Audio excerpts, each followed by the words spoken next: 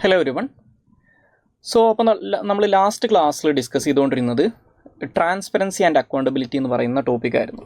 അപ്പോൾ അതിനകത്ത് നമ്മൾ എന്താണ് ട്രാൻസ്പെറൻസി, അതുപോലെ എന്താണ് അക്കൗണ്ടബിലിറ്റി, ഈ ട്രാൻസ്പെറൻസിയും അക്കൗണ്ടബിലിറ്റിയും ഉറപ്പുവരുത്താൻ വേണ്ടിയിട്ടുള്ള മെക്കാനിസംസ് എസ്റ്റാബ്ലിഷ് ചെയ്യാനുള്ള കാരണങ്ങൾ എന്തൊക്കെയാണ്, അതേപോലെ തന്നെ ഇന്ത്യയിൽ ഈ ട്രാൻസ്പെറൻസിയും അക്കൗണ്ടബിലിറ്റിയും ഉറപ്പുവരുത്താൻ വേണ്ടിയിട്ടുള്ള മെക്കാനിസംസ് എന്തൊക്കെയാണുള്ളത്, ഇത്രയും കാര്യങ്ങളാണ് നമ്മൾ കഴിഞ്ഞ ക്ലാസ്സിൽ ഡിസ്കസ് ചെയ്തിട്ടുണ്ടായിരുന്നത്.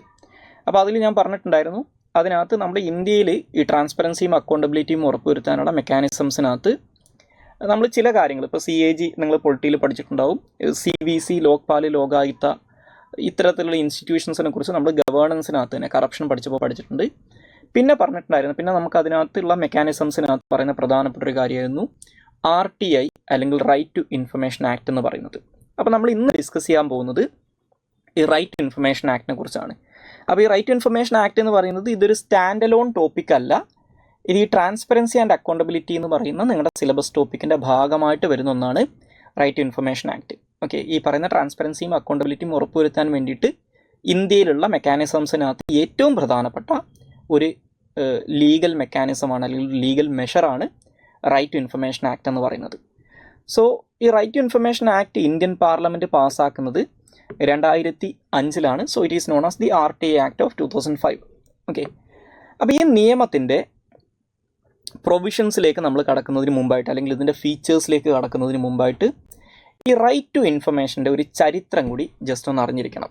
ഓക്കെ, അതായത് ഞാൻ കഴിഞ്ഞ ക്ലാസ്സിൽ പറഞ്ഞിട്ടുണ്ടായിരുന്നു, ഈ ട്രാൻസ്പെറൻസി എന്ന് പറയുന്നത് ഒരു ഡെമോക്രസിയെ സംബന്ധിച്ചിടത്തോളം, അല്ലെങ്കിൽ ഒരു ജനാധിപത്യ രാജ്യത്തെ സംബന്ധിച്ചിടത്തോളം വളരെ ക്രൂഷ്യലായിട്ടുള്ള, നമുക്കൊരിക്കലും ഒഴിവാക്കാൻ പറ്റാത്ത എസെൻഷ്യൽ ആയിട്ടുള്ളൊരു ഫീച്ചറാണ്, അല്ലെങ്കിൽ എസെൻഷ്യൽ ആയിട്ടുള്ള ഒരു എലമെൻ്റാണ് ട്രാൻസ്പെറൻസി ആൻഡ് അക്കൗണ്ടബിലിറ്റി എന്ന് പറയുന്നത്.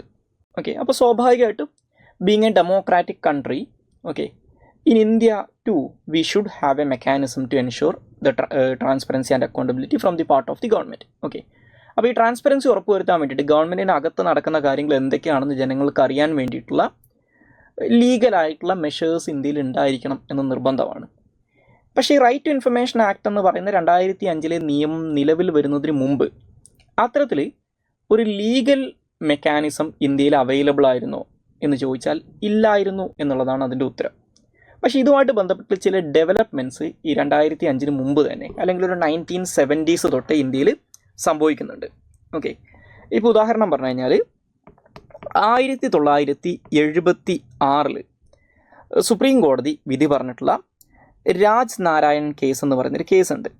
Okay, Raj Narayan versus state of Uttar Pradesh എന്ന് പറയുന്ന ഒരു കേസുണ്ട്. ആ കേസിനകത്ത് സുപ്രീം കോടതി പറഞ്ഞിട്ടുണ്ട്, റൈറ്റ് ടു ഇൻഫർമേഷൻ അല്ലെങ്കിൽ ഗവൺമെൻറ്റിനകത്ത് നടക്കുന്ന കാര്യങ്ങൾ എന്താണ് എന്നറിയുക എന്നുള്ളത് ആർട്ടിക്കിൾ 19 ക്ലോസ് 1A പറയുന്ന, ഓക്കെ, ആർട്ടിക്കിൾ 19 ക്ലോസ് 1A പറയുന്നത് ഫ്രീഡം ഓഫ് സ്പീച്ച് ആൻഡ് എക്സ്പ്രഷനെ കുറിച്ചാണ്. അപ്പോൾ ഇതിനകത്ത് ഇംപ്ലൈഡ് ആയ ഒരു റൈറ്റാണ് റൈറ്റ് ടു ഇൻഫർമേഷൻ എന്ന് പറയുന്നത്. ദാറ്റ് മീൻസ് ഈ റൈറ്റ് ടു ഇൻഫർമേഷൻ എന്ന് പറയുന്നത് അത് റൈറ്റ് ടു ഇൻഫർമേഷൻ ആക്ട് അനുസരിച്ച് നമുക്ക് കിട്ടുന്ന ഒരു ലീഗൽ റൈറ്റ് മാത്രമല്ല, the supreme court has recognised it as a fundamental right under article 19 clause 1F. Okay, 1976 Raj Narain versus state of Uttar Pradesh എന്ന് പറയുന്ന കേസിനകത്ത് സുപ്രീം കോടതി എന്ത് പറഞ്ഞിട്ടുണ്ട്, റൈറ്റ് ടു ഇൻഫർമേഷൻ എന്ന് പറയുന്നത് ആർട്ടിക്കിൾ 19 ഒരു ഫണ്ടമെൻ്റൽ റൈറ്റ് ആണെന്ന് പറഞ്ഞിട്ടുണ്ട്. പക്ഷേ ഇങ്ങനെ ഒരു ലാൻഡ്മാർക്ക് ജഡ്ജ്മെൻ്റ് അവിടെ വന്നിട്ടുണ്ടെങ്കിലും ഇത്തരത്തിലുള്ള സുപ്രീം കോടതി നടത്തുന്ന ഇൻ്റർപ്രിട്ടേഷൻസിൻ്റെ ഒരു ലിമിറ്റേഷൻ എന്ന് പറഞ്ഞു കഴിഞ്ഞാൽ ഇത് പലപ്പോഴും പ്രോപ്പറായിട്ട് ഇംപ്ലിമെൻറ്റ് ചെയ്യപ്പെടില്ല unless there is a robust law for that purpose. Okay, ഇത് നടപ്പിലാക്കാനുള്ള ചാൻസസ് ഒക്കെ വളരെ കുറവാണ്. ഇപ്പോൾ നിങ്ങൾ നമ്മുടെ ഇന്ത്യയിൽ ഈ റൈറ്റ് ടു പ്രൈവസിയുടെ ഒക്കെ കേസിൽ നിങ്ങൾക്ക് ഇത് കാണാൻ പറ്റും. ഓക്കെ, അപ്പോൾ പക്ഷേ ഒരു ടെക്നിക്കൽ പോയിന്റ് ഓഫ് വ്യൂ ഇങ്ങനെ ഒരു ഡെവലപ്മെൻ്റ് അന്ന് നടന്നിട്ടുണ്ട് എന്ന് മനസ്സിലാക്കുക. പിന്നീട് 1977, ഓക്കെ, ഈ 75-77 കാലഘട്ടത്തിൽ നിങ്ങൾക്ക് എല്ലാവർക്കും അറിയാവുന്നതുപോലെ ഇന്ത്യയിൽ വളരെ നൊട്ടോറിയസ് ആയിട്ടുള്ളൊരു എമർജൻസി പീരിയഡിലൂടെ ഇന്ത്യ കടന്നു പോകുന്നുണ്ട്. അപ്പോൾ 77 എമർജൻസി വിഡ്രോ ചെയ്തതിന് ശേഷം there was grass root level movements who are calling for a more transparent government. Okay, അതായത് ഗവൺമെൻറ്റിൻ്റെ ഭാഗത്ത് നിന്ന് കുറച്ചും കൂടി ട്രാൻസ്പെറൻസി വേണം, അല്ലെങ്കിൽ ഒരു ഓപ്പൺ ഗവൺമെൻറ് വേണം. ഓക്കെ, ഗവൺമെൻറ്റിനകത്ത് എന്താണ് നടക്കുന്നത് എന്നുള്ള കാര്യം ജനങ്ങൾക്കറിയാൻ പറ്റണം, അല്ലെങ്കിൽ ഗവൺമെൻറ്റിനകത്ത് സുതാര്യത വേണം എന്നാവശ്യപ്പെട്ടുകൊണ്ട് അത്തരത്തിലുള്ള കുറേ പൊളിറ്റിക്കൽ ഡിമാൻഡ്സ് ഈ കാലഘട്ടത്തിൽ ഇന്ത്യയിൽ ഉയർന്നു വരുന്നത് നിങ്ങൾക്ക് കാണാൻ പറ്റും. പിന്നീട് ഒരു 1990s ഒക്കെ ആകുമ്പോഴേക്കും നമ്മുടെ ഇന്ത്യയിലെ എക്കണോമിക് റിഫോംസ് ഒക്കെ വരുന്ന ഈ ഒരു കാലഘട്ടം ആകുമ്പോഴേക്കും ഈ ഗവൺമെൻറ്റിനകത്തുള്ള ട്രാൻസ്പെറൻസി ഉറപ്പുവരുത്തുന്നതിന് വേണ്ടിയിട്ടുള്ള മെഷേഴ്സ് ഗവൺമെൻറ് സ്വീകരിക്കണം എന്നാവശ്യപ്പെട്ടുകൊണ്ട് ആളുകൾ സമരം ചെയ്യുന്നത് നമുക്ക് കാണാൻ പറ്റും. ഓക്കെ, ഇതിന് വേണ്ടിയിട്ട് കുറേ മൂവ്മെൻറ്റ്സ് ഈ കാലഘട്ടത്തിൽ ഇന്ത്യയിൽ ആരംഭിക്കുന്നുണ്ട്. നിങ്ങൾ ഓർത്ത് വെക്കേണ്ട പേരാണ് രാജസ്ഥാനിൽ നിന്നുള്ളൊരു സംഘടനയായിരുന്ന മസ്ദൂർ കിസാൻ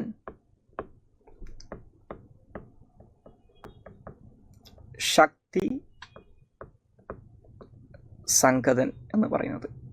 ഓക്കെ, മസ്ദൂർ കിസാൻ ശക്തി സംഘതൻ അല്ലെങ്കിൽ MKSS എന്ന് പറയും. മസ്ദൂർ കിസാൻ ശക്തി സംഘതൻ. അതായത് ഈ സംഘടനയാണ് 90s നമ്മുടെ ഇന്ത്യയിൽ രാജസ്ഥാൻ ബേസ് ചെയ്ത് പ്രവർത്തിച്ചിരുന്നൊരു സംഘടനയാണ്. ഇവരാണ് ഒരു 90s ഒക്കെ അവസാനമാകുമ്പോഴേക്കും ഈ ഗവൺമെൻറ് ലെവലിലുള്ള ട്രാൻസ്പെറൻസി ഉറപ്പുവരുത്തുന്നതിന് വേണ്ടിയിട്ടുള്ള ലീഗൽ മെഷേഴ്സ് അല്ലെങ്കിൽ നിയമങ്ങൾ പാസ്സാക്കണം എന്നൊക്കെ ആവശ്യപ്പെട്ടുകൊണ്ട് വലിയ രീതിയിലുള്ള സമരങ്ങളും കാര്യങ്ങളൊക്കെ നടത്താൻ തുടങ്ങുന്നത്. ശരിക്കും ഈ RTA ആക്റ്റൊക്കെ പാസ്സാകാനുള്ള ഒരു പ്രധാനപ്പെട്ട കാരണക്കാരായിട്ട് വേണമെങ്കിൽ നമുക്കിവരെ പറയാം. ഓക്കെ, അപ്പോൾ ഇതൊരു പബ്ലിക് ഡിസ്കോഴ്സിൻ്റെ ഭാഗമായിട്ട് ഈ RTA എന്നുള്ള ഡിമാൻഡ് വരാൻ തുടങ്ങിയ സമയത്താണ്, അല്ലെങ്കിൽ ഗവൺമെൻറ്റിനകത്തുള്ള ട്രാൻസ്പെറൻസി എന്നുള്ളൊരു ഡിമാൻഡ് വരാൻ തുടങ്ങിയ സമയത്താണ് ഇന്ത്യയിലെ പല സംസ്ഥാനങ്ങളും ഈ കാര്യം നടപ്പിലാക്കാൻ തുടങ്ങുന്നത്. അതായത് നമ്മുടെ ഇന്ത്യയിൽ നാഷണൽ ലെവലിൽ ഇത്തരത്തിലുള്ള മെഷേഴ്സ് വരുന്നതിന് മുമ്പ് തന്നെ പല സ്റ്റേറ്റുകളും ഇത് നടപ്പിലാക്കാൻ ശ്രമിച്ചിട്ടുണ്ട്. ഓക്കെ, അപ്പോൾ അക്കൂട്ടത്തിൽ ഇന്ത്യയിൽ ആദ്യമായിട്ടൊരു ഡെവലപ്മെൻറ്റ് വരുന്നത് തമിഴ്നാട്ടിലാണ്. 1997 തമിഴ്നാട് അവരുടെ RTA ആക്ട് പാസ്സാക്കുന്നുണ്ട്. ഓക്കെ, നമ്മുടെ ഇന്ത്യയിൽ വന്നിട്ടുള്ള ആദ്യത്തെ ഒരു RTA ആക്റ്റായിട്ട് കണക്കാക്കുന്നത് തമിഴ്നാട് പാസ്സാക്കിയിട്ടുള്ള RTA ആക്റ്റാണ്. സോ സ്റ്റേറ്റ് ലെവലിൽ നിയമങ്ങൾ വരാൻ തുടങ്ങി. സോ തമിഴ്നാട്ടിൽ ഇത് വന്നതിന് ശേഷം മറ്റു പല സ്റ്റേറ്റുകളും ഈ സെയിം ട്രെൻഡ് ഫോളോ ചെയ്യുന്നുണ്ട്. അങ്ങനെ 8ഓളം സ്റ്റേറ്റുകൾ ഇന്ത്യയിൽ ഈ RTA ആക്റ്റുകൾ പാസ്സാക്കുന്നുണ്ട്. ഈ നിയമങ്ങളുടെ പേരൊന്നും RTA ആക്ട് എന്നായിരുന്നില്ല, പക്ഷേ ഈ ട്രാൻസ്പെറൻസി ഉറപ്പുവരുത്താൻ വേണ്ടിയിട്ടുള്ള ഈ വിവരാവകാശം ഒരു അവകാശമായിട്ട് പറയുന്ന നിയമങ്ങൾ പാസ്സാക്കുന്നുണ്ട്. ഓക്കെ, പിന്നീട് അതിൻ്റെ ഒരു ഫോളോ അപ്പ് എന്നുള്ള രീതിയിൽ 2002 ഇന്ത്യൻ പാർലമെൻറ്റും ഒരു നിയമം പാസ്സാക്കുന്നുണ്ട്. ആ നിയമത്തിൻ്റെ പേരാണ് ഫ്രീഡം ഓഫ് ഇൻഫർമേഷൻ ആക്ട് എന്ന് പറയുന്നത്. Okay, freedom of information act. Okay, പക്ഷേ ഈ freedom of information act was drafted very badly that government never implemented this law. Okay, അതായത് അത്രയും മോശം ഒരു നിയമമായിട്ടാണ് പറയപ്പെടുന്ന ഒന്നാണ് ഫ്രീഡം ഓഫ് ഇൻഫർമേഷൻ ആക്ട് എന്ന് പറയുന്നത്. അതായത് ഈ നിയമം പാർലമെൻറ്റ് പാസ്സാക്കി, പക്ഷേ ഗവൺമെൻറ് ഈ നിയമം ഇംപ്ലിമെൻറ്റ് ചെയ്തില്ല. അത്രയധികം ക്രിട്ടിസൈസ് ചെയ്യപ്പെട്ടിട്ടുള്ളൊരു നിയമമായിരുന്നു ഫ്രീഡം ഓഫ് ഇൻഫർമേഷൻ ആക്ട് എന്ന് പറയുന്നത്. ഓക്കെ, ഇത് വളരെ വീക്കായിരുന്നു. ഓക്കെ, അതുകൊണ്ട് തന്നെ government doesn't had the courage to implement this. Okay, പക്ഷേ ഇങ്ങനൊരു ഡെവലപ്മെൻറ്റ് ഇന്ത്യയിൽ നടന്നു. ഓക്കെ, പിന്നീട് 2004 ഇന്ത്യയിൽ അടുത്ത ലോക്സഭാ ഇലക്ഷൻ നടക്കുന്നുണ്ട്. അപ്പോൾ 2004 ഇലക്ഷന് ശേഷം ഇന്ത്യയിൽ അധികാരത്തിൽ വരുന്നത് UPA ഗവൺമെൻറ്റാണ്, മൻമോഹൻ സിംഗ് ഗവൺമെൻറ്റാണ്. അപ്പോൾ ഈ മൻമോഹൻ സിംഗ് ഗവൺമെൻറ്റിൻ്റെ ഒരു പ്രഖ്യാപിത ലക്ഷ്യങ്ങളിലൊന്നെന്ന് പറയുന്നത് ഗവൺമെൻറ്റിനകത്ത് കൂടുതൽ ട്രാൻസ്പെറൻസി കൊണ്ടുവരും എന്നുള്ളതായിരുന്നു. അപ്പോൾ അതിൻ്റെ ഭാഗമായിട്ട് ഇവരെന്ത് ചെയ്തു, ഈ ഫ്രീഡം ഓഫ് ഇൻഫർമേഷൻ ആക്ടിനെ റീവിസിറ്റ് ചെയ്യുന്നുണ്ട്. ഈ നിയമത്തിനകത്തുള്ള പ്രശ്നങ്ങൾ ഐഡൻറ്റിഫൈ ചെയ്യുന്നുണ്ട്. അതിൻ്റെ അടിസ്ഥാനത്തിൽ പുതിയൊരു ബില്ല്, ഈ ഫ്രീഡം ഓഫ് ഇൻഫർമേഷൻ ആക്ട് ഒരു നിയമമാണ്, ആ നിയമത്തിന് ഇവരങ്ങ് റിപ്പീൽ ചെയ്തു. എന്നിട്ട് പുതിയൊരു ബില്ല് പാർലമെൻറ്റിൽ അവതരിപ്പിച്ചു. ഓക്കെ, ആ ബില്ലാണ് 2005 റൈറ്റ് ടു ഇൻഫർമേഷൻ ആക്ട് ആയിട്ട് മാറുന്നത്. അപ്പോൾ ഈ പറയുന്ന റൈറ്റ് ടു ഇൻഫർമേഷൻ ആക്ടിൻ്റെ ഡ്രാഫ്റ്റിങ്ങിന് മുൻകൈ എടുത്തിട്ടുള്ള ഒരു സ്ഥാപനം അന്ന് ഇന്ത്യയിൽ ഒരു non constitutional non statutory body ഇന്ത്യയിൽ പ്രവർത്തിക്കുന്നുണ്ടായിരുന്നു. ഒരുപാട് ക്രിട്ടിസൈസ് ചെയ്യപ്പെട്ടിട്ടുള്ള ഒരു ബോഡിയാണിത്. അതാണ് നാഷണൽ അഡ്വൈസറി കൗൺസിൽ എന്ന് പറയുന്നത്, NAC എന്ന് പറയുന്നത്. ഓക്കെ, 2004 തൊട്ട് 2014 വരെയുള്ള കാലഘട്ടത്തിൽ, അതായത് UPA ഗവൺമെൻറ് ഇന്ത്യയിൽ ഭരിച്ചിരുന്ന സമയത്ത് ഇന്ത്യയിൽ പ്രവർത്തിച്ചിരുന്ന ഒരു എക്സ്ട്രാ കോൺസ്റ്റിറ്റ്യൂഷണൽ ബോഡിയാണ്. ഇപ്പോൾ നമ്മൾ പ്ലാനിംഗ് കമ്മീഷൻ എന്നൊക്കെ പറയുന്ന പോലെ പ്രവർത്തിച്ചിരുന്നൊരു ബോഡിയാണ് നാഷണൽ അഡ്വൈസറി കൗൺസിൽ എന്ന് പറയുന്നത്. സോണിയാഗാന്ധി ആയിരുന്നു ഇതിൻ്റെ തലപ്പത്തിരുന്നത്. അതുകൊണ്ട് തന്നെ ഇത് പൊളിറ്റിക്കലായിട്ട് വലിയ രീതിയിൽ ക്രിറ്റിസിസം നേരിട്ടിട്ടുള്ളൊരു ബോഡി കൂടിയാണ് ഈ നാഷണൽ അഡ്വൈസറി കൗൺസിൽ. കാരണം ഇത് ഒരു തരത്തിൽ മൻമോഹൻ സിംഗിനെ മുന്നിൽ നിർത്തി സോണിയാഗാന്ധി രാജ്യം ഭരിക്കാൻ വേണ്ടിയിട്ട് യൂസ് ചെയ്തിട്ടുള്ളൊരു ബോഡിയാണെന്നൊക്കെ പറഞ്ഞിട്ട് അന്ന് ക്രിറ്റിസിസം നേരിട്ടിട്ടുണ്ട്. ഓക്കെ, പക്ഷേ എന്നിരുന്നാലും ആ 2004 തൊട്ട് 2014 വരെയുള്ള UPA ഗവൺമെൻറ്റിൻ്റെ കാലഘട്ടത്തിൽ ഇന്ത്യൻ പാർലമെൻറ്റ് പാസ്സാക്കിയിട്ടുള്ള ക്രൂഷ്യലായിട്ടുള്ള പല നിയമങ്ങളും ഡ്രാഫ്റ്റ് ചെയ്തിട്ടുള്ളതോ അല്ലെങ്കിൽ ആ ഡ്രാഫ്റ്റിങ്ങിൽ പ്രധാനപ്പെട്ട പങ്ക് വഹിച്ചിട്ടുള്ളതോ ഈ നാഷണൽ അഡ്വൈസറി കൗൺസിലാണ്. അതിലൊന്നാണ് RTA ആക്ട്. ഓക്കെ, സോ ഈ RTA ആക്ട് എന്ന് പറയുന്നത് ശരിക്കും ഈ നാഷണൽ അഡ്വൈസറി കൗൺസിലിൻ്റെ ഒക്കെ സപ്പോർട്ടോട് കൂടിയിട്ട് അല്ലെങ്കിൽ അവരുടെ ഇൻപുട്സ് എടുത്തുകൊണ്ട് ഡ്രാഫ്റ്റ് ചെയ്യപ്പെട്ടിട്ടുള്ള ഒരു നിയമമാണ്. സോ അങ്ങനെയാണ് നമ്മുടെ ഇന്ത്യയിൽ ഈ RTA ആക്ട് നിലവിൽ വരുന്നത് അല്ലെങ്കിൽ ഈ RTA ആക്ട് പാസ്സാക്കപ്പെടുന്നത്. ഓക്കെ, അപ്പോൾ ഈ ഇന്ത്യയുടെ ഈ RTA ആക്ടിൻ്റെ ഒരു പ്രത്യേകത, ഞാൻ ഇന്നത്തെ കാര്യമല്ല പറയുന്നത്, when it was enacted by the parliament, okay, it was prized as one of the best right to information act in the world. Okay, അതായത് ലോകത്തിലെ തന്നെ ഈ റൈറ്റ് ടു ഇൻഫർമേഷനുമായിട്ട് ബന്ധപ്പെട്ടിട്ടുള്ള ഏറ്റവും നല്ല നിയമമായിട്ട്, ഓക്കെ, അല്ലെങ്കിൽ ഏറ്റവും നല്ല നിയമങ്ങളിലൊന്നായിട്ട് ആളുകൾ പറഞ്ഞിരുന്ന ഒരു നിയമമാണ് ഇന്ത്യയിലെ right to information act. Okay, sometimes people even said that the Right to Information Act passed by the Indian Parliament is far better than the Freedom of Information Act of USA. Okay, ഇപ്പോൾ നമ്മുടെ നാട്ടിൽ ഈ right to information act ഉള്ളതുപോലെ അമേരിക്കയിൽ ഒരു freedom of information act എന്ന് പറയുന്ന നിയമമുണ്ട്. അതിനെക്കാട്ടിലും ബെറ്ററാണ് ഇന്ത്യയുടെ റൈറ്റ് ടു ഇൻഫർമേഷൻ ആക്ട് എന്ന് ആളുകൾ പറയാറുണ്ടായിരുന്നു. ഓക്കെ, പക്ഷേ ഇന്ന് ഈ റൈറ്റ് ടു ഇൻഫർമേഷൻ ആക്ടിൻ്റെ സ്ട്രെങ്ത് എന്നോ അല്ലെങ്കിൽ ഇതിൻ്റെ എബിലിറ്റി എന്നോ ഒക്കെ പറയാൻ പറ്റുന്ന കാര്യം വളരെയധികം ഇറോഡ് ചെയ്യപ്പെട്ടിട്ടുണ്ട്. Okay, or this law has been systematically weekend over the years എന്ന് പറയാം. കാരണം ഗവൺമെൻറ്റിനകത്ത് വലിയ രീതിയിൽ ട്രാൻസ്പെറൻസിയും അക്കൗണ്ടബിലിറ്റിയും ഉറപ്പുവരുത്താൻ വേണ്ടി ഇവിടുത്തെ ജനങ്ങളെ സഹായിച്ചിട്ടുള്ളൊരു നിയമമാണിത്. Okay, maybe the government or the political leadership thought that this is too much powerful. Okay, അതുകൊണ്ടായിരിക്കാം ഒരു 2010 ശേഷം നിങ്ങൾക്ക് കാണാൻ പറ്റുന്നൊരു ട്രെൻഡ് എന്ന് പറഞ്ഞു കഴിഞ്ഞാൽ ഇവിടുത്തെ ഗവൺമെൻറ്റുകൾ ഈ റൈറ്റ് ടു ഇൻഫർമേഷൻ ആക്ടിനെ സിസ്റ്റമാറ്റിക് ആയിട്ട് വീക്കൻ ചെയ്തിരിക്കുന്നത് നമുക്ക് കാണാൻ പറ്റും. നിങ്ങൾക്ക് അതുകൊണ്ട് തന്നെ നിങ്ങൾക്ക് കറണ്ട് അഫേഴ്സിനകത്തൊക്കെ അതുകൊണ്ടാണ് ഇപ്പോൾ ഈ റൈറ്റ് ടു ഇൻഫർമേഷൻ ആക്ടിൻ്റെ ഇംപ്ലിമെൻറ്റേഷനകത്ത് കുറേ പ്രശ്നങ്ങളൊക്കെ ഇപ്പോൾ നിങ്ങൾക്ക് കണ്ടെത്താൻ പറ്റും. ഓക്കെ, അതിനെക്കുറിച്ചുള്ള ന്യൂസൊക്കെ ഇടയ്ക്കിടയ്ക്ക് വരാറുണ്ട്. അപ്പോൾ ഇപ്പോൾ നിലവിൽ ഇതിൻ്റെ അവസ്ഥ കുറച്ച് പ്രശ്നമാണ്. പക്ഷേ when it was enacted, okay, ഇതിൻ്റെ ഏർലി ഇയേഴ്സിൽ എന്ന് പറഞ്ഞു കഴിഞ്ഞാൽ ഒരുപാട് പ്രൈസ് കേട്ടിട്ടുള്ളൊരു നിയമമാണ് റൈറ്റ് ടു ഇൻഫർമേഷൻ ആക്ട് എന്ന് പറയുന്നത്. ഇനി നമുക്ക് അടുത്തതായിട്ട് നോക്കാനുള്ളത് ഈ റൈറ്റ് ടു ഇൻഫർമേഷൻ ആക്ടിൻ്റെ ഫീച്ചേഴ്സിനെ കുറിച്ചാണ്. അപ്പോൾ ഈ നിയമത്തിൻ്റെ ഫീച്ചേഴ്സ് നോക്കിക്കഴിഞ്ഞാൽ ഇതിനകത്തുള്ള പ്രധാനപ്പെട്ട ചില പ്രൊവിഷൻസ് ആണ് നമുക്ക് നോക്കേണ്ടതായിട്ടുള്ളത്. അതിലൊന്നാമത്തത്, the right to information act defines what is information. Okay, ഇപ്പോൾ നമ്മൾ വിവരാവകാശം എന്നാണ് പറയുന്നത്, വിവരാവകാശ നിയമം, റൈറ്റ് ടു ഇൻഫർമേഷൻ ആക്ട്. അപ്പോൾ എന്താണ് ഇൻഫർമേഷൻ എന്നുള്ളൊരു ചോദ്യമുണ്ട്. ഓക്കെ, അപ്പോൾ ഈ നിയമത്തിനകത്ത് ഇങ്ങനെ ക്രൂഷ്യൽ ആയിട്ടുള്ള ചില ടേംസിനെ ഡിഫൈൻ ചെയ്യുന്നുണ്ട്. ഓക്കെ, എന്താണ് ഇൻഫർമേഷൻ, എന്താണ് റൈറ്റ് ടു ഇൻഫർമേഷൻ, എന്താണ് പബ്ലിക് അതോറിറ്റി എന്നൊക്കെ ഇവർ ഡിഫൈൻ ചെയ്യുന്നുണ്ട്. അപ്പോൾ ഈ നിയമത്തിൻ്റെ സെക്ഷൻ 2 അനുസരിച്ച് ഇൻഫർമേഷന് ഇവർ കൊടുത്തിട്ടുള്ള ഡെഫിനേഷൻ എന്ന് പറയുന്നത് any material in any form including rights, documents, memos, emails, opinions, advice, press release, circulars, orders, log book, contracts, reports, papers, models, data materials held in any electronic form and information related to any private body which can be accessed by the public authority under any other law for the time being in force. Okay, അത് വളരെ ബ്രോഡായിട്ടുള്ളൊരു ഡെഫിനേഷനാണ് ഇൻഫർമേഷന് കൊടുത്തിട്ടുള്ളത്. Okay, അതായത് record information എന്ന് പറഞ്ഞു കഴിഞ്ഞാൽ അത് റെക്കോർഡുകളാവാം, ഡോക്യുമെൻറ്റുകളാവാം, memos ആവാം, ഇമെയിലുകളാവാം, opinions ആവാം, അഡ്വൈസുകളാവാം, പ്രസ് റിലീസ് ആവാം, സർക്കുലറുകളാവാം, ഓർഡറുകളാവാം, ലോഗ് ബുക്കുകളോ കോൺട്രാക്റ്റുകളോ റിപ്പോർട്ടുകളോ പേപ്പറുകളോ സാമ്പിളുകളോ മോഡൽസോ ഡാറ്റ മെറ്റീരിയൽസോ ആവാം. ഇത് കൂടാതെ ഓക്കെ ഏതെങ്കിലും ഒരു പ്രൈവറ്റ് ബോഡിയെക്കുറിച്ചിട്ടുള്ള ഡാറ്റ, ഓക്കെ, ഒരു പ്രൈവറ്റ് എൻറ്റിറ്റിയെക്കുറിച്ചിട്ടുള്ള ഇൻഫർമേഷൻ മറ്റേതെങ്കിലും നിയമം അനുസരിച്ച് പബ്ലിക് അതോറിറ്റി കൺട്രോൾ ചെയ്യുന്നുണ്ടെങ്കിൽ അതും ഇൻഫർമേഷൻ്റെ ഭാഗമാണ്. അപ്പോൾ ഈ കാര്യങ്ങളെല്ലാം തന്നെ നിങ്ങൾക്ക് കിട്ടാനുള്ള അവകാശം ഉണ്ടെന്നാണ് പറയുന്നത്. ഇതാണ് ഇൻഫർമേഷൻ കൊടുത്തിട്ടുള്ള ഡെഫിനേഷൻ. ഈ ഡെഫിനേഷൻ നിങ്ങൾ കാണാതെ പഠിക്കേണ്ട, just go through it. Okay, വളരെ വൈഡർ ആയിട്ടുള്ളൊരു ഡെഫിനേഷനാണ് കൊടുത്തിട്ടുള്ളതെന്ന് അറിഞ്ഞിരുന്നാൽ മതി. രണ്ടാമതായിട്ട് ഇതേ സെക്ഷനകത്ത് എന്താണ് റൈറ്റ് ടു ഇൻഫർമേഷൻ എന്ന് ഡിഫൈൻ ചെയ്യുന്നുണ്ട്.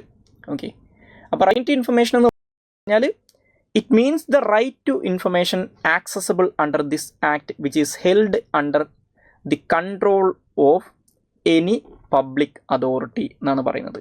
ഓക്കെ, അതായത് ഒരു പബ്ലിക് അതോറിറ്റി കൺട്രോൾ ചെയ്യുന്ന, നേരത്തെ നമ്മൾ ഇൻഫർമേഷൻ ഡെഫിനിഷൻ പറഞ്ഞല്ലോ, ഒരു പബ്ലിക് അതോറിറ്റി കൺട്രോൾ ചെയ്യുന്ന അല്ലെങ്കിൽ ഒരു പബ്ലിക് അതോറിറ്റി കൈവശം വെച്ചിട്ടുള്ള നേരത്തെ പറഞ്ഞ ഇൻഫർമേഷൻസ് എല്ലാം തന്നെ റൈറ്റ് ഇൻഫർമേഷൻ്റെ പരിധിയിൽപ്പെടും. അപ്പോൾ ആ ഇൻഫർമേഷൻസ് എല്ലാം ഇപ്പോൾ ഒരു പബ്ലിക് അതോറിറ്റി കൺട്രോൾ ചെയ്യുന്ന അല്ലെങ്കിൽ ഒരു പബ്ലിക് അതോറിറ്റിയുടെ കയ്യിലുള്ള ഈ ഇൻഫർമേഷൻസ് എല്ലാം തന്നെ എന്തായിട്ട് മാറും? റൈറ്റ് ഇൻഫർമേഷനായിട്ട് മാറും. ഇതൊക്കെ നിങ്ങൾക്ക് ആക്സസബിൾ ആക്കണം. ഓക്കെ, ഇനി ഇത് എങ്ങനെയൊക്കെ ആക്സസ് ചെയ്യാം എന്ന് പറയുന്നുണ്ട്. ഓക്കെ, റൈറ്റ് ഇൻഫർമേഷൻ എന്ന് പറഞ്ഞു കഴിഞ്ഞാൽ ഈ കാര്യങ്ങൾ പരിശോധിക്കുക എന്ന് മാത്രമല്ല അത് എങ്ങനെയൊക്കെയാണ് നിങ്ങൾക്ക് കിട്ടുക എന്ന് പറയുന്നുണ്ട്. അപ്പോൾ അതിൽ പറയുന്നുണ്ട് ആളുകൾക്ക് വർക്ക് ഇൻസ്പെക്ട് ചെയ്യാം, ഡോക്യുമെൻറ്റുകൾ ഇൻസ്പെക്ട് ചെയ്യാം, റെക്കോർഡുകൾ ഇൻസ്പെക്ട് ചെയ്യാം.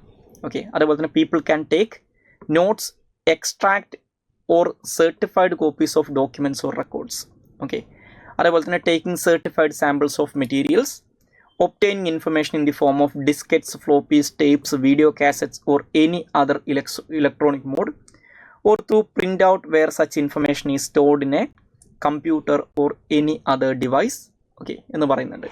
അപ്പോൾ നേരത്തെ പറഞ്ഞിട്ടുള്ള ഇൻഫർമേഷൻസ് എല്ലാം തന്നെ ആക്സസ് ചെയ്യാനുള്ള ഒരു പബ്ലിക് അതോറിറ്റിയുടെ കയ്യിലാണ് ഇത്തരത്തിലുള്ള ഇൻഫർമേഷൻസ് ഉള്ളതെങ്കിൽ അത് ആക്സസ് ചെയ്യാനുള്ള അവകാശമാണ് റൈറ്റ് ടു ഇൻഫർമേഷൻ എന്നാണ് പറയുന്നത്. ഇനി ഈ നിയമത്തിന് സെക്ഷൻ 4 അനുസരിച്ച് ഓക്കെ, അപ്പോൾ റൈറ്റ് ഇൻഫർമേഷൻ എന്ന് പറഞ്ഞു കഴിഞ്ഞാൽ നേരത്തെ പറഞ്ഞിട്ടുള്ള ഈ പബ്ലിക് അതോറിറ്റീസിൻ്റെ കയ്യിൽ നേരത്തെ പറഞ്ഞിട്ടുള്ള ഏതെങ്കിലും ഇൻഫർമേഷൻ ഉണ്ടെങ്കിൽ അതൊക്കെ ജനങ്ങൾക്ക് ആക്സസ് ചെയ്യാൻ പറ്റും. അത് നിങ്ങളൊരു അപേക്ഷ കൊടുത്തു കഴിഞ്ഞാൽ നിങ്ങൾക്ക് ആ ഇൻഫർമേഷൻ അവർ തരണം എന്നർത്ഥം. പക്ഷെ അവിടെ ഒരു പ്രശ്നമുണ്ട്, നിങ്ങൾ ചോദിച്ചാലേ അവർ ആ ഇൻഫർമേഷൻ തരുള്ളൂ. അപ്പോൾ നിങ്ങളൊന്ന് ആലോചിച്ച് നോക്കുക, ഈ നമ്മുടെ നാട്ടിലുള്ള എത്ര ആൾക്കാർക്ക് ഗവൺമെൻറ്റിൻ്റെ അടുത്ത് പോയിട്ട് അവർക്ക് വേണ്ട ഇൻഫർമേഷൻസ് എല്ലാം ചോദിച്ചറിയാൻ പറ്റും? കാരണം നമുക്കൊക്കെ വേറെ ജോലിയുണ്ട്. ഓക്കെ, അല്ലെങ്കിൽ നമ്മളൊക്കെ സ്റ്റുഡൻസ് ആയിരിക്കും, അല്ലെങ്കിൽ ജോലിക്ക് പോകുന്ന ആൾക്കാരായിരിക്കും. ഓക്കെ, അല്ലെങ്കിൽ ഇത് ചോദിക്കാനുള്ള അറിവില്ലാത്ത ആൾക്കാരും ഉണ്ടാവും. ഓക്കെ, ഇങ്ങനെ ഒരു നിയമം പോലും ഈ നാട്ടിലില്ലാന്ന് അറിയാത്ത ആൾക്കാരുണ്ടാവും. അപ്പോൾ അങ്ങനെ ആകുമ്പോൾ ഇതിൽ ട്രാൻസ്പെറൻസിനെ സഹായിക്കില്ലല്ലോ. അപ്പോൾ അതുകൊണ്ട് തന്നെ ഈ നിയമത്തിനകത്ത് മറ്റൊരു ക്ലോസ് പറയുന്നുണ്ട്, അതാണ് സെക്ഷൻ 4 എന്ന് പറയുന്നത്. ഈ നിയമത്തിൻ്റെ ഏറ്റവും പ്രധാനപ്പെട്ട ഒരു സെക്ഷനാണിത്. Because the section 4 says that the public authority is required to suo motu disclosure of information എന്ന് പറയുന്നുണ്ട്. അതായത് ആളുകൾ ഇൻഫർമേഷൻസ് ചോദിച്ചാൽ അത് കൊടുത്താൽ മാത്രം പോരാ, പകരം ഇത് ചോദിച്ചിട്ടില്ലെങ്കിൽ തന്നെ പബ്ലിക് അതോറിറ്റീസ് എന്ത് ചെയ്യണം? അവരുടെ കൺട്രോളിലുള്ള നേരത്തെ പറഞ്ഞ ഇൻഫർമേഷൻസ് സ്വമേധയാ പബ്ലിഷ് ചെയ്യണം എന്ന് പറയുന്നുണ്ട്. ഓക്കെ, പക്ഷേ ഈ പ്രൊവിഷൻ ഇത് ആക്ച്വലി വളരെ പവർഫുൾ ആയിട്ടുള്ളൊരു പ്രൊവിഷനാണ്. ഞാൻ നേരത്തെ പറഞ്ഞ ഈ RTI ആക്ടിൻ്റെ ഏറ്റവും ക്രൂഷ്യൽ ആയിട്ടുള്ള ഒരു എലമെൻ്റ് ആയിട്ട് കണക്കാക്കുന്ന ഒന്നാണ് ഈ സെക്ഷൻ 4 എന്ന് പറയുന്നത്. Because it is build upon the idea of suo motu disclosure. Okay, ആളുകൾ ചോദിക്കുമ്പോൾ ഇൻഫർമേഷൻ കൊടുക്കുക എന്നുള്ളതിനെക്കാട്ടിലും ചോദിച്ചിട്ടില്ലെങ്കിലും ഈ ഇൻഫർമേഷൻ പബ്ലിക് ഡൊമൈനിൽ പബ്ലിഷ് ചെയ്യുക. ഓക്കെ, സുവോ മോട്ടോ ഡിസ്ക്ലോഷർ ഇതിലാണ് ഈ നിയമത്തിൻ്റെ ഒരു ബാക്ക് ബോൺ ആയിട്ട് കണക്കാക്കുന്നത്.